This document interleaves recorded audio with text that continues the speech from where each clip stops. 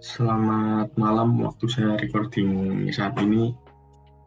Dari kelompok kami ini akan mempresentasikan tentang tugas akhir data mining, yaitu dalam hal ini berupa clustering K-means. Jadi di tugas akhir itu ada membuat suatu program yang berdasarkan konsep dari salah satu algoritma data mining. Nah, dari kelompok kami menggunakan algoritma K-means sebagai metodenya.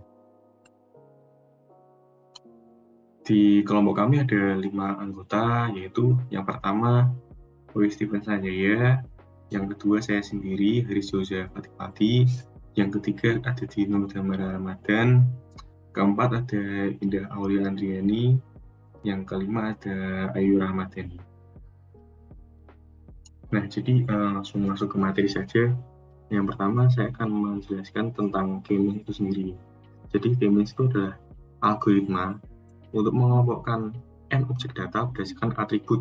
Ini yang perlu digarisbawahi ke dalam K cluster dengan K kurang dari N dan K lebih dari 0. Nah, di sini di poin kedua diasumsikan bahwa atribut objek membentuk suatu ruang vektor.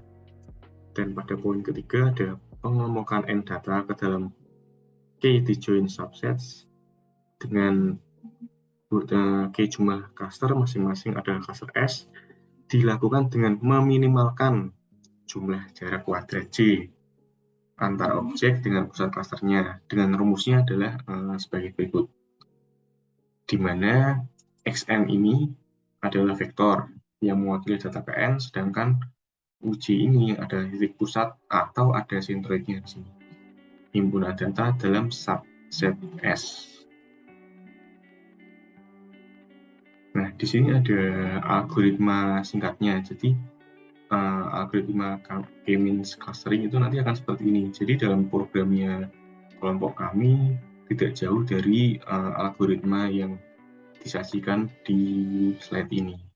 Jadi saat mulai akan ada jumlah cluster K-nya, lalu ada inisiasi centroid, selanjutnya akan menghitung jarak objek ke centroidnya, lalu mengelompokkan objek dalam cluster dengan centroid minimum. Nah, ini nanti ada ya atau tidak. Jadi kalau masih ada perpindahan objeknya akan balik lagi nih ke sini sampai nggak ada perpindahan objek lagi. Lalu saat sudah selesai akan menampilkan hasil clusternya. Lalu program akan berhenti. Jadi konsep singkatnya akan jadi seperti itu. Nah, di sini ada langkah-langkahnya nih. Yaitu langkah pertama menentukan nilai K sama dengan jumlah cluster. Lalu selanjutnya ada menentukan K centroid awal dengan memilih K data secara random. Data random ini bisa dipilih data pertama sebagai centroid atau K data terjauhnya sebagai centroid. Yang ketiga, ada menghitung jarak tiap data ke centroid. Yang ke langkah keempatnya, memasukkan setiap data ke dalam cluster dengan jarak centroid terdekat. Lalu langkah kelimanya menghitung ulang centroid menggunakan rata-rata dalam suatu cluster. Lalu yang keenam, melakukan perulangan langkah sebelumnya sampai nggak ada lagi perpindahan objek dari satu cluster ke cluster yang lain seperti pada algoritma sebelumnya. Nah, untuk slide ini selanjutnya akan saya serahkan kepada rekan saya, Mas Steven. Silahkan, Mas Steven. Kemudian kita masuk pada contoh penggunaan clustering. Yang pertama digunakan pada teknik. Di sini pada teknik digunakan dalam bidang biometric recognition and speech recognition, analisa sinyal radar, information compression and noise removal. Ilmu komputer di sini digunakan pada web mining, analisa database spasial, information retrieval, textual document collection and image segmentation. Yang ketiga pada medis, digunakan dalam mengidentifikasi taksonomi dalam bidang biologi, identifikasi fungsi protein dan gen, diagnosa penyakit dan penanganannya. Yang keempat, astronomi, digunakan untuk mengelompokkan bintang dan planet, menginvestigasi formasi tanah, mengelompokkan wilayah dan kota, digunakan dalam studi tentang sistem pada sungai dan gunung, dan yang lain sebagainya. Kemudian kita masuk pada kelebihan K-means. Yang pertama ada populer.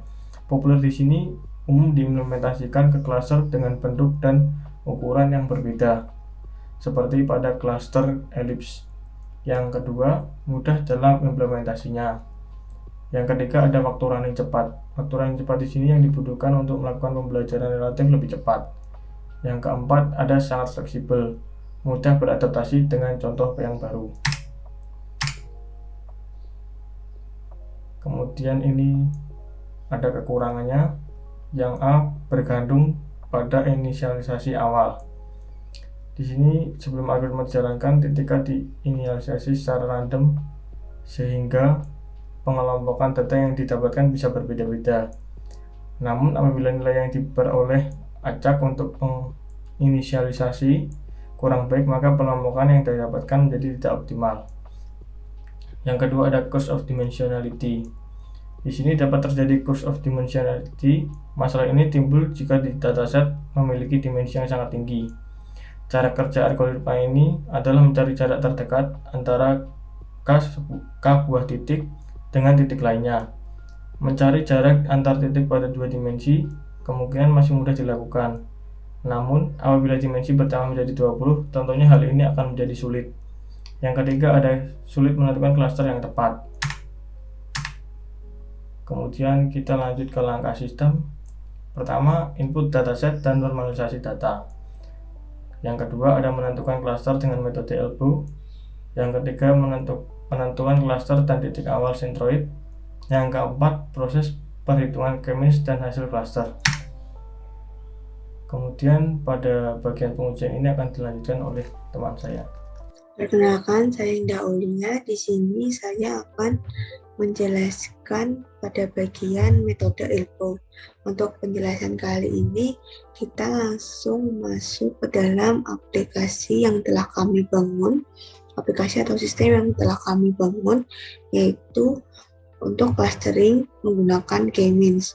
Di sini dari aplikasi yang telah kami bangun, yaitu ada menu pertama. Di sini menu pertama adalah menu dataset K-means. Di menu kali ini kita akan diarahkan atau disuruh untuk menginput file dataset yang akan diolah. Pertama kita input atau masukkan dataset yang akan diolah. Di sini kami menggunakan dataset siswa, nilai-nilai siswa. Jadi dari nilai siswa ini kita akan mengklaster nilai-nilai yang mirip, lalu kita masukkan ke dalam satu klaster. Di sini ada tabel nama siswa, nilai matematika, nilai IPA, dan nilai IPS. Nah, setelah dataset diinputkan, maka nilai dari dataset tersebut akan diolah untuk dinormalisasikan. Nah, fungsi dari normalisasi kali ini adalah untuk mengambil nilai rentang variabel yang sama. Jadi tidak terlalu besar dan tidak terlalu kecil, sehingga proses analisis statistik lebih mudah. Di sini untuk rentang variabelnya kami menggunakan rentang dari 0 sampai 1. Jadi dari rentang puluhan kita dinormalisasi menjadi rentang 0 sampai 1. Lalu selanjutnya masuk ke proses metode elbow. Pada metode elbow kali ini adalah metode untuk mencari nilai optimasi dari suatu klaster. Nah, pertama kita inputkan klaster secara random, lalu perulangan untuk memproses dataset yang telah kita input, lalu kita proses. Di sini akan muncul dari proses elbow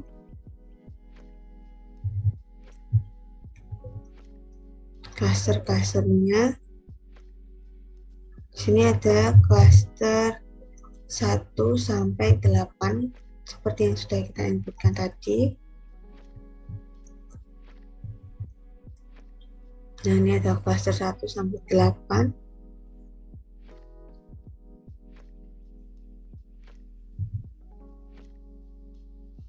Nah, dari hasil clustering tadi kita dapatkan grafik seperti ini.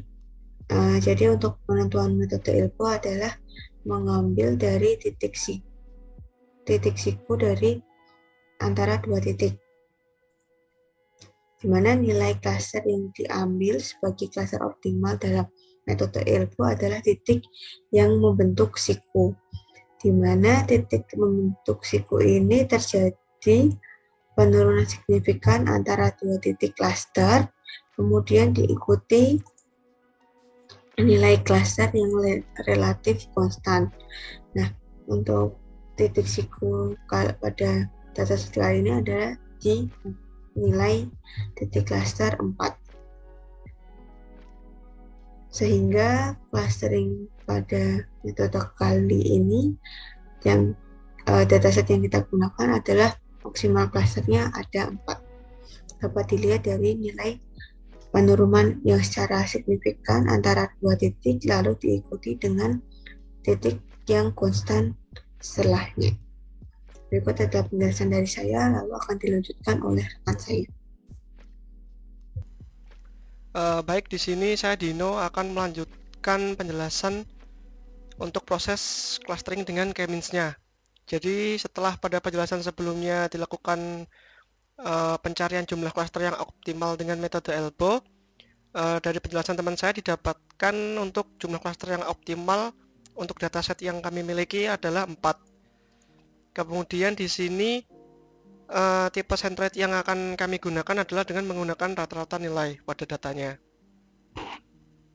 Jadi langsung saja, tipe centroidnya dengan rata-rata nilai, kemudian jumlah klasternya 4 berdasarkan optimalisasi metode ELBO-nya ya. Kemudian di sini kami menggunakan maksimal perulangan untuk proses kemisnya yaitu di nilai 10. Langsung kita simpan. Kemudian pada tab proses scamming di sini akan diperlihatkan untuk proses scammingnya di setiap perulangan. Jadi untuk perulangan pertama di sini dibangkitkan titik centroid berdasarkan nilai rata-rata dari data ya. Untuk titik pertama ini sebagai berikut nilainya. Kemudian dilanjutkan dengan perhitungan Euclidean distance untuk masing-masing data terhadap jaraknya ke setiap masing-masing centroid. Setelah dilakukan perhitungan Euclidean distance, kemudian tiap data itu akan diklasterkan berdasarkan nilai distance yang paling dekat ya dengan centroidnya. Kemudian akan mendapatkan hasil klaster untuk perulangan pertama. Kemudian akan dilakukan pengecekan lagi untuk perulangan kedua, ditentukan lagi centroid dari rata-rata data dari klaster yang sudah didapatkan tadi. Kemudian akan dilakukan hitungan Euclidean distance ulang dari setiap data ke titik centroid yang baru. Kemudian akan menghasilkan klaster yang baru lagi. Jadi ini harusnya berbeda ya dari klaster yang di atas tadi. Kemudian dilanjutkan seperti itu, dilanjutkan perulangan lagi untuk penentuan centroid dan perhitungan Euclidean distance sampai perulangan ini akan berhenti jika setiap data ini klasternya sudah tidak berubah. Itu kan berarti kalau sudah tidak berubah kan nilai centroidnya juga sudah tidak berubah karena sudah fix seperti itu.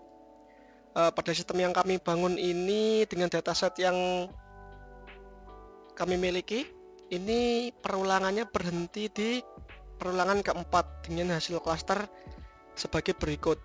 Nah, hasil klaster di perulangan keempat ini adalah hasil klaster dengan data yang sudah tidak berubah ya dengan perhitungannya karena sudah fix masuk dalam terhadap centroid terdekatnya. Kemudian kita lanjut untuk tab kelima yaitu clusteringnya. Di sini akan menampilkan data tiap klasternya. Di sini bisa kita lihat bersama. Untuk Roy, Cynthia, Rudy, Gede, dan Ayu masuk ke dalam klaster pertama. Kemudian Iqbal, Mary, dan Hafiz masuk ke dalam klaster kedua.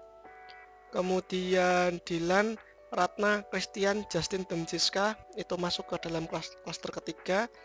kemudian Jessica dan Raitama itu masuk ke dalam klaster keempat. Jadi disimpulkan untuk distribusi klasternya adalah klaster 1 memiliki 5 anggota data, kemudian klaster 2 memiliki 3 anggota data, kemudian klaster ketiga memiliki 5, dan klaster keempat atau klaster terakhir memiliki 2 data. Untuk hasilnya kurang lebih seperti itu, dan di sini kita ada fitur export untuk diekspor ke file docx ya. Ini nanti hasilnya supaya bisa menjadi data. Kurang lebih seperti ini. Ada nama ininya, nama fiturnya, kemudian ini ada recordnya, klasternya, dan distribusi tiap klasternya. Kurang lebih seperti itu yang dapat saya sampaikan. Untuk penjelasan berikutnya adalah penjelasan coding dari program atau sistem yang kami buat ini. Baik, di sini saya akan menjelaskan untuk kode programnya. Di awal program kita akan disuruh untuk memasukkan datasetnya dengan format Excel. Kita juga bisa melihat format dari datasetnya dengan mendownload link ini. Kemudian setelah kita download dan kita upload datasetnya, kemudian akan dilakukan normalisasi data. Untuk normalisasi data tersendiri itu